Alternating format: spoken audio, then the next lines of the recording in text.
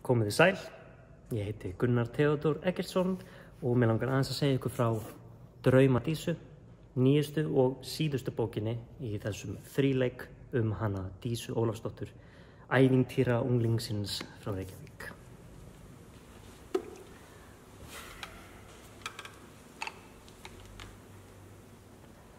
Drauma Dísa gerist 24 árum á eftir síðustu bók og ekkert hefur spurst til Dísu síðan þá. Hún er talin af. En Björn, vinur hennar úr fyrri bókunum tveimur, hann er á lífi og hann er búinn að vera að skrifa bækur sem byggja á vinkonans. Ævintýrabækur álfkonuna Dísu.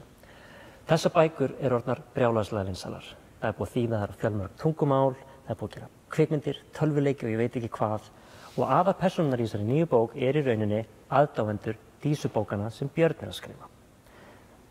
Þau í upphafi bókar hittast á furðusagnahátíð í útlöndum. Það er Vár frá Íslandi, Tína frá Grikklandi og Róbert frá Englandi og þau eru komin til þess að sjá og hitta Björn, höfundinn sem þau dýrka. En þegar þau mæta staðinn þá er ýmislegt dularfullt að gerast. Eitthvað hræðilegt virðist hafa komið fyrir Björn.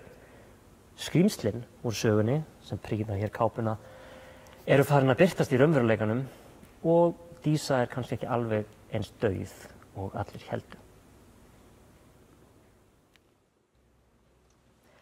Ég ætla að lesa fyrir ykkur stutt brot þar sem að Vár og vinir hennar mæta ótrúlega spennt á bókabásinn að hitta Björn og fá slæma fréttir. Við erum fyrst. Vár hrósaði happi þegar skiltið merkt bókaútgáfunni birtist framundan. Básinn stóð tómur fyrir utan starfsfólkið sem sat í rólegheitum á bak við bókastaflana. Sitt hvoru megin við afgreiðsluborði voru stórir fánar með plaggutum sem sýndu nýjustu bókakápuna og á þá var búið að líma eitthvað sem Vár gat ekki lesið almennilegu fjarlægð. Hún fann bakpokann þyngjast með hverju skrefi. Bækurnar ætluðu byrjunis að toga hana niður í gólfið og þegar hún var komin nógu nálægt til að lesa á fánana fann hún hvernig fæturnir mistu allan kraft og hún þurfti að halla sér upp að Tínu til að missa ekki jafnvægið. Aflýst. Hvernig mátti það vera? Eftir allt sem þau höfðu lagt á sig til að koma. Nei, hvaða andskoti, tautaði Róbert, er búið að blása þetta af út af gærkvöldinu. Það var nú ekki svo dramatist, sagði Tína. Varla getur höfundur verið svona smeykur við spurningar að hann þori ekki að hitta aðdáendur sína. Kannski tíðist það bara seinkun, ekki endilega aflýst. Ég meina, þetta er í dagskránni, hann er á staðnum. Hvernig ósköpunum er þetta hægt að við svona laga? Vár kom ekki upp einu orði. Starði bara á starfsfólkið sem stóð rólega á fætur og gerði sig klárt til að útskýra málið enn og aftur fyrir ráðvilltum aðdáendum. Við verðum að bæta upplýsingu við þetta skilti, muldraði konan við vinnufélaga sinna meðan vinirnir gengu alla leið upp á básnum. Kannski prenta út eitthvað af fréttunum og líma. Hvað fréttum? Líma hvað? Hvers vegna var viðburðinum aflýst? Hvað kom fyrir? Hvað er eiginlega í gangi? Spurningarnar brutu sér leið hver af annarri og Vár þurfti að stoppa sig af svo að starfsfólkið kæmist að með svörin. Hafið þið sem sagt ekki enn heyrt af slysinu. Vinirnir litu hvert á annað. Vár fékk sting í magann með að heyra orðið. Nei, hvaða slysi? Gjörðu svo vel, sagði hinn starfsmaðurinn og slengdi útprentuðu pappaspjald á borðið. Hengdu þetta upp svo þau þurfum ekki að tönnast á hans í allan dag. Þau fylltust í kringum fréttina og keftust að lesa greinina en það þurfti ekki mikið til. Fyrirsögnin var nóg. Heimsþekktur höfundur horfinn. Og ljósmyndin sem fylgdi, tættur bíll uppi við risavaxið tré eins og framparturinn hefði lent í hakkavél. Stendur ekkert hvort hans í lífs eða liðin, spurði Vár og hraðaði las fréttina aftur og bak og áfram en meðtók varla helminginn af henni. Það stendur hans í horfinn, útskýrði Tína, sem hlýtur að þýða að afdrifan séu óljós. Horfinn úr svona svakalegu slysi, spurði Róbert og rýndi í ljósmyndina. Var hann að keyra? Bílstjórasætið var eins og kramin daðla. Húddið rifið í tvennt, framrúðan í mólum eins og glærbrotum hefði rýmt yfir slysstaðinn. Hann var á heimleið eftir spjallið í gærkvöldi en keyrði einhverja furðulega leið út úr borginni og langt norður eftir þjóðveginum, útskýrði konan og meðan hún sótti límband til að festa útprentið upp á vegg. Eins og hann hafi rammvilst á leiðina á hótelið sitt.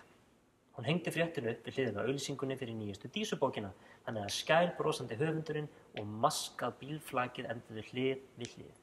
Hinum megin mátti svo líta stríðsöxina á baki Dísu. Hún hefði getað bjargað honum, hugsaði Vár. Bara hún hefði verið á staðnum. Síðan keyrði hann yfir á rangan vegarhelming og beint framan á risastóran vörubíl sem fleygði honum út af þjóðveginum eins og skítur í tusku. Konan fékk sér aftur sæti á baku borðið sitt. Sátt við að hafa komið útbrettinu smekklega fyrir. Vár þótt hún taka óþarflega létt til orða við að lýsa svona hryllilegum atburði en hún sagði ekkert, þurfti að melta fréttirnar. Þegar lögreglan og sjúkraliðar mættu á staðinn fannst hvorki tangur né tetur á manninum. Hentist hann úr bílnum? Spurði Tína. Stóð ekkert um það, veit ekkert um það. Var blóð í bílnum? Lesi bara fréttirnar, sagði konan og gaf til kynna að hún þyrfti að halda áfram í vinnunni. Ég veit bara það sem stendur þar og endilega láti orðið berast svo við þurfum ekki að standa í þessi allan dag. Við erum engin upplýsingaþjónusta fyrir almenning. Djöfull ert þú kuldaleg, sagði Vár og fann hvernig sálin þurfti útrás eftir slæmu fréttirnar.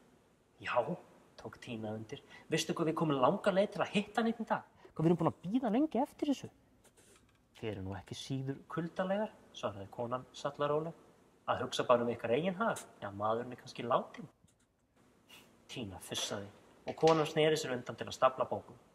Vinirnir ráfuðu rólega af stað burt frá básnum. Vár stóð síðust eftir, því henni var starsýnt á brosandi andlit Bjarnar á plakatinu og sá það nú fyrir sér blóðugt og brotið. Hún bægði burt ljótustu hugsununum og gekk af stað. Á leiðinni sá hún fleira fólk nálgast bókabásinn hægum skrefum og staldraði við rétt nógu lengi til að fylgjast með örvæntingunni birtast á andlitum þeirra. Svo hljóp hún á eftir vinum sínum, máttlaus og másandi með 16 óáritaðar bækur á bakinu.